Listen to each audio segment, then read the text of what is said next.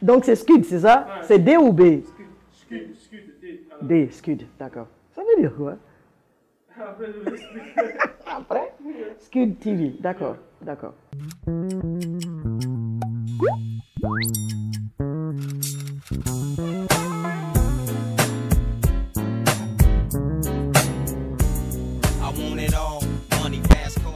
Moi, je suis Domani Doré, bienvenue sur Scud TV.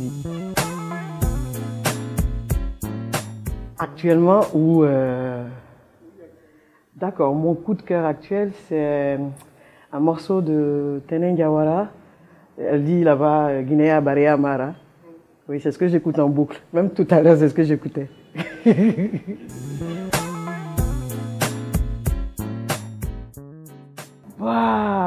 C'était l'album de Madonna. Ouais, Madonna. Qui est mon artiste international que j'aime le plus. Le nom de l'album? Ah, ça, je m'en souviens pas. Non.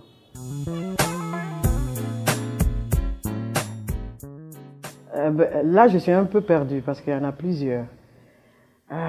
Sur les rappeurs guinéens, j'écoute Keila K, j'écoute Albert Kekson. Je ne sais pas maintenant si... oui, il y a MC Fresh aussi que j'écoute. Nyamakala, je ne sais pas si c'est des rappeurs aussi, c'est des... je ne sais pas. Il y a ça et puis qui d'autre? Je ne sais pas si Singleton aussi fait des rap. Je l'écoute aussi. Voilà, ils sont nombreux quand même.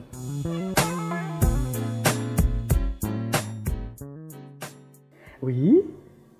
D'abord, je pense que dans le milieu urbain, l'avantage des clashs, c'est que ça révèle certaines personnes. Et justement, le dernier clash qui m'a intéressé également, c'était celui entre Nyamakala et MC Fresh. C'est comme ça que j'ai découvert MC Fresh et je trouve que ça a un intérêt du moment où ça permet quand même de faire du bruit pour attirer l'attention des gens comme moi.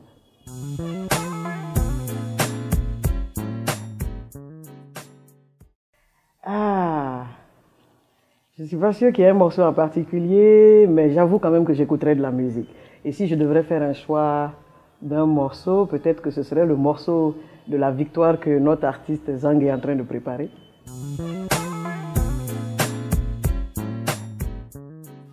D'accord. Je ne sais pas si je peux appeler ça une citation politique, mais je pense personnellement que politique ou religion ou quoi que ce soit, on est d'abord là-dedans par ce qu'on est nous-mêmes. Donc, vous le savez très bien, l'audace est le symbole même de ce que je représente. Donc je pense que j'ai apparenté l'audace à une phrase qui est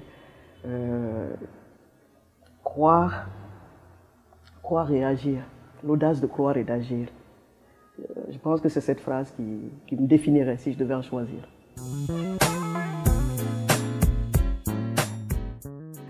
Ah là, j'ai un problème parce que j'avoue que je m'amuse à faire la féministe, mais en réalité, c'est comme vous pouvez l'imaginer, l'acteur politique, ou en tout cas le personnage politique auquel en tout cas je calque ma manière de faire les choses et de voir, c'est vraiment le professeur Alpha Condé. Et sur le plan féminin, je pense à l'ancienne première ministre du côté de l'Asie, Benazir Bhutto, qui est décédée. Qui est une femme qui m'a quand même assez marqué sur le plan politique. Et donc, je penche pour les deux, le professeur Alpha Condé et Benazir Bhutto.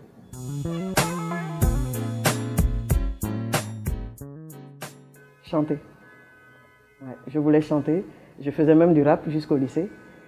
Je pensais réellement que j'allais pouvoir faire carrière là-dedans, mais j'ai compris que peut-être que c'était les feux des projecteurs qui m'attiraient plus dans le domaine. Mais j'étais une bonne rappeuse.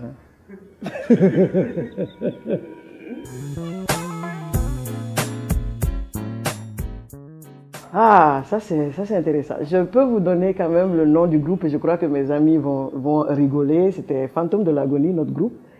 Je ne me souviens pas trop bien des couplets. Non, rien ne me vient en mémoire. J'ai fait philosophie à l'université de Sonfonia. C'était mon premier choix. À l'époque, il y avait le concours d'accès à l'université et j'ai fait ce choix particulièrement pour mon père qui est également enseignant-chercheur et philosophe de formation. C'est quelqu'un que j'aime beaucoup et j'ai pratiquement tenté d'avoir le même parcours que lui. J'ai enseigné comme lui, j'ai fait philosophie comme lui. Je me suis intéressé à la politique comme lui. Le hasard a fait qu'il a été ministre, je suis ministre. J'essaye un peu, j'ai été, donc c'est la philo.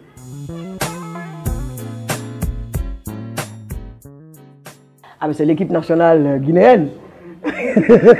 C'est le Sili national.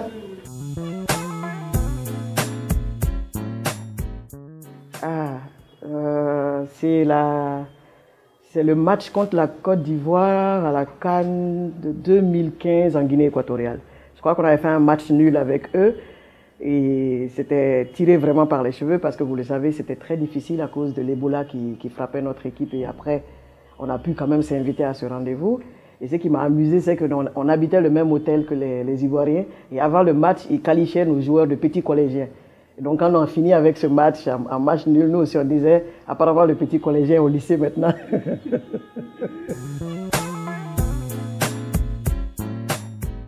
J'adore Zlatan. Bon, je ne suis pas très féru de football. En général, je m'accroche aux gens pour leur personnalité. C'est quelqu'un d'arrogant, de sûr de lui. Je l'admire pour ça. Je dis souvent que les chanteurs et les footballeurs, en général ceux qui sont dans un domaine artistique, ont la chance d'être ce qu'ils veulent être. Ils n'ont pas besoin de paraître humbles et autres. Parce qu'il faut reconnaître que quand tu as réussi, il faut quand même célébrer tes victoires. Et Zlatan sait tellement bien le faire que je l'admire beaucoup.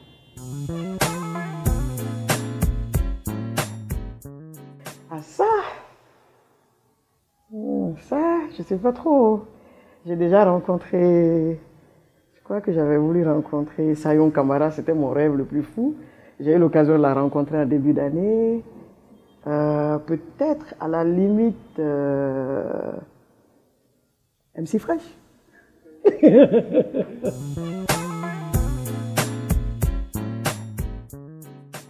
Ah, voilà, la fois, je ne m'en souviens pas trop, mais je vois l'autre, comment il s'appelle? Je ne sais pas si c'est comme ça qu'il s'appelle, Robbie Williams. Il y avait Madonna. Je crois qu'il y avait beaucoup plus de Madonna dans ma chambre.